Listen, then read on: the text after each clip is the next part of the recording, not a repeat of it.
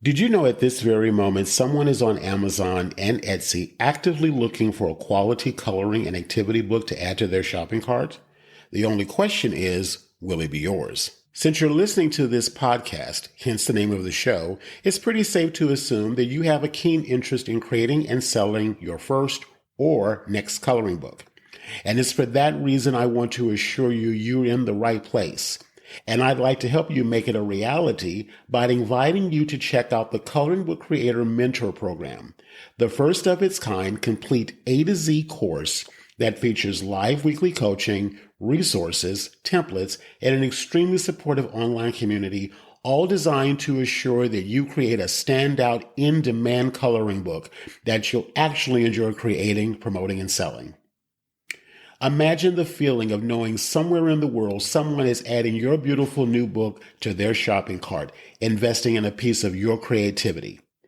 Enrollment is open and you can get started by going to coloringbookcreatorcourse.com. That's coloringbookcreatorcourse.com. You're listening to the Coloring Book Creator Podcast, episode 17. And in this episode, I'm going to share the 5 reasons why now is the perfect time to publish a coloring book. So stay tuned. You know, the most frequently asked question I get from first-time creators is, what if I publish my coloring book and no one buys it?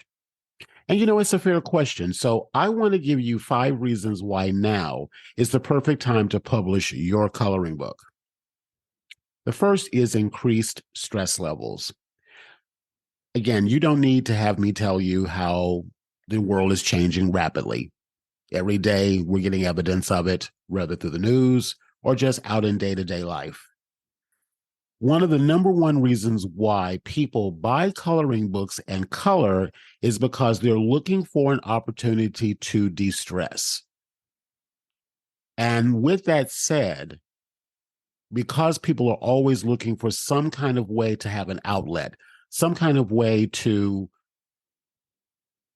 dial it down on the stresses and the challenges of life, coloring books have proven to be, for years now, a time and a time again tested way to be able to inexpensively express one's creativity.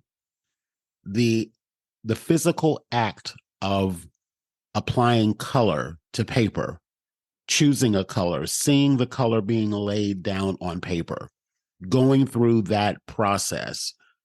I can speak for myself personally. It's therapeutic and it's meditative.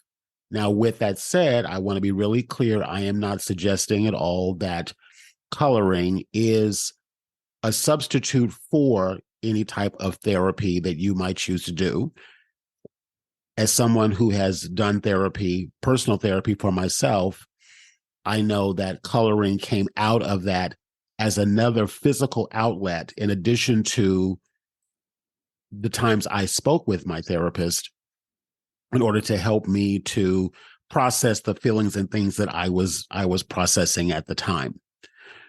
And again, also having ran a coloring club for a year, that weekly meeting, sitting down with a small group of people each week, coloring and connecting and sharing ideas, it gave myself and my members at the time a safe respite, a place to go in order to just manage everything that was going on in our lives, in addition to whatever else was going on. So what I'm saying is that if you're thinking that, well, if I publish my coloring book, no one would buy it, I can honestly tell you from personal experience that unless you have a book that is not of interest to a large group of people, I believe, and again, having reviewed and seen books on all variety of topics, from the most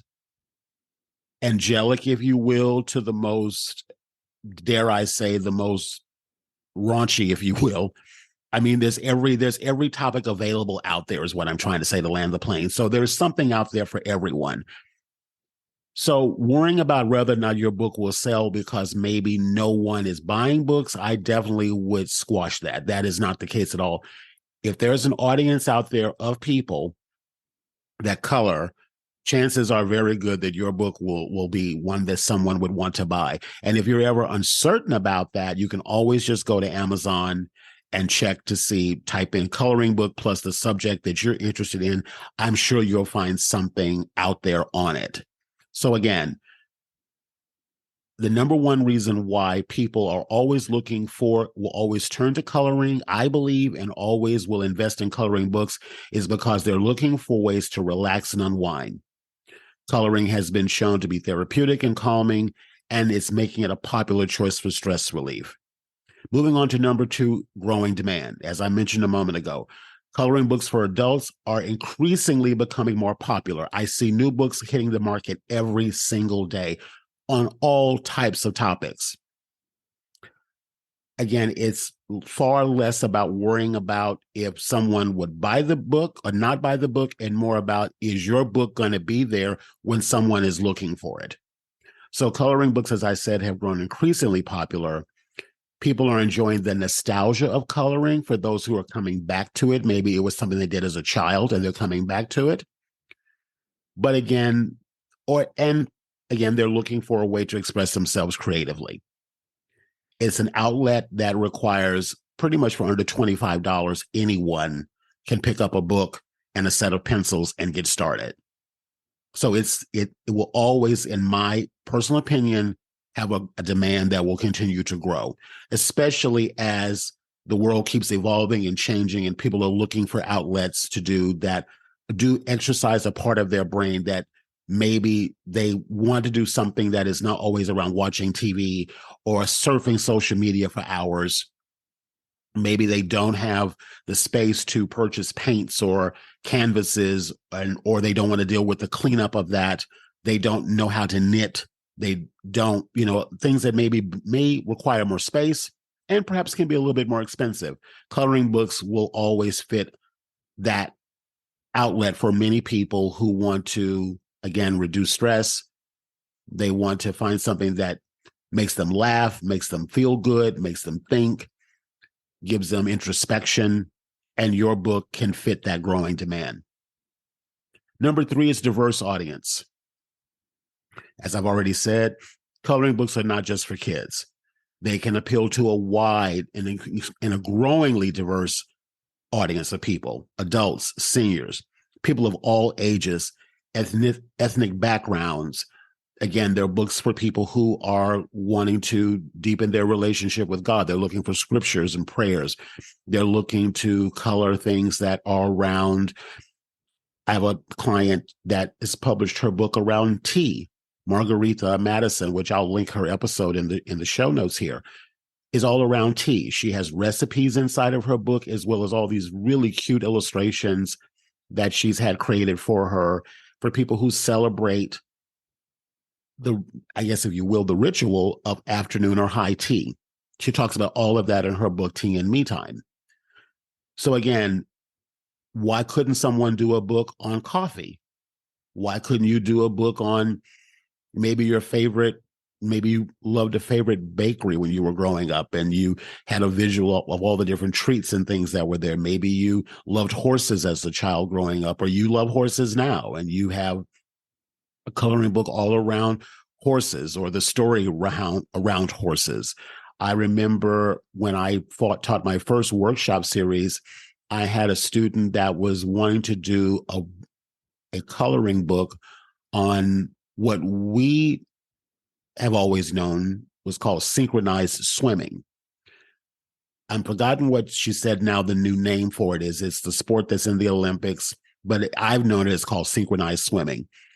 I have another student of mine that actually has a group for women who love to swim, and specifically around Black women who love to swim. So one of her future books that she will do, and she has a Facebook group of the same topic. So eventually one of her books she's going to do is around that subject. So again, the audience is as diverse as we are as diverse. So don't ever feel that it has to be something that is maybe just for children or maybe something that some might deem as generic. It can be as broad and as diverse as you. I personally believe that books that do the best are the ones who have a personal connection to the creator. Because again, you're going to be out there talking about the book, sharing the book. And I feel that the more personal connection you have to the pages in the book, the better you will be at selling the book. So again, diversity is very important in the audience. So number 3 is diverse audience. 4, again, is ease of accessibility. Again, because of the rise of online shopping, all you have to do is go to Amazon or go to Etsy, type in coloring book plus your subject, and a variety of coloring books will be there. I know on Etsy, in doing some preliminary research for my students of my Validate Your Sellable Coloring Book idea, one of the search terms that we use just to show you the diversity in the market, we typed in the word coloring books plus Real Housewives. And there was a series of coloring books on Etsy, all on the characters of the Real Housewives series. So again, just so you know, that ties back to diversity of audience and also the growing demand for different types of books. Again, don't ever feel like that your book might not be a fit for. There's always going to be an audience for every subject imaginable. The question is, are you going to be the one that puts it together? Okay. Number 5 then goes to low cost of production. Coloring books compared to other forms of publishing are relatively low. If you're writing a book as someone who has written books, it's a time-consuming process. You need to hire an editor. In my humble opinion, you need to hire an editor to go through your words, because no matter how much you read it, no matter how many passes you go through, spell check and grammar check will not catch everything. So one of the biggest expense in written book publishing is hiring an editor. Not to say that editing isn't a part of the process of publishing a coloring book, but the editing is basically boils down to the types of pages you're going to put in there and how many. In regards to the production of the book, once you get your pages created, however you do that, whether you use a source like Creative Fabrica is an outlet where you can download a variety of downloadable pages that are available for print-on-demand products. Or you can use a source like hiring a designer an artist on Fiverr and have your books produced that way, your pages produced that way for as little as $5 a page. Other than that, and getting your cover designed, it is, in my opinion, running the Coloring Book Creator Mentor Program, it is very reasonably to assume that you can get your book done for under $300. So again, with the support of a second set of eyes, maybe if you're in my program, and the support of the community that's growing there, plus having access to plug and play resources that you can put together, you can reasonably expect to put together your first book for under $300. So the cost of production is very low. And because your book is printed on demand, meaning that you are not having to go out and print up 100, 250, or 300 books and then have to sell them, because it's print on demand, you're not tying up revenue and inventory that you will have to wait till you sell them. You can basically create your whole book, upload it to a service like Amazon. It gets kicked back out as a print on demand book, which basically the book does not get produced until someone purchases it. So again, you're not tying up money in inventory. So really all your upfront cost really is just the acquisition of the artwork, however you do that, either hiring a designer or an artist or using a service like Creative Fabrica to get your pages done. Some now are even, I'm personally testing some of the AI tools that are out there for creating pages. Still not 100% about that just yet, but I feel like it's getting better and it's coming. So the point I'm trying to make is that it's not an expensive proposition to take on to produce and publish a coloring book. So overall, I feel that there are many, many, many more reasons why now is the perfect time to publish a coloring book, including growing demand, the accessibility and affordability of production, the wide, diverse audience atmosphere that's out there right now, and people just looking for a stress-reducing level of creative expression. Coloring books have increasingly grown in popularity in recent years, again, as a form of stress release, and promoting mindfulness and relaxation and promoting creativity. In this fast paced and ever changing world that we live in, we're always looking for ways to unwind and escape from the stresses of life. And so personally, I believe that's the number one reason why the popularity in coloring books will continue to increase for adults. The bottom line is this: if you're considering publishing a coloring book, now is the best time to do it. Because again, the demand will continue to grow, in my humble opinion, which is why I've devoted my whole resources to helping coloring book creators get their first coloring book created. And I'm going to also say this too, and I didn't mention this as one of the reasons. I would say this is number 6. Once you've published a coloring book, your newly published book can serve as a springboard for all sorts of additional income streams, mainly via products. So you can take your page designs. It's one of the things that I actually am working with my coloring book creator students about right now, members on right now. So we're doing things like taking out coloring page designs and reproducing them on things like sneakers, socks, even luggage and pillows and comfy snuggies. And that's just scratching the surface. There's so many more different ways that you can repurpose your coloring pages from your book. In addition, many coloring book authors are starting to explore paid membership communities. As I mentioned a moment ago, I ran one for a year called my Coloring Club. And I know from personal experience that good communities centered around shared beliefs and camaraderie around the subject of coloring are in demand. People are looking for safe, respite places to go to hang out with like-minded people. Why not get together? If there's knitting circles, why can't there be coloring book circles?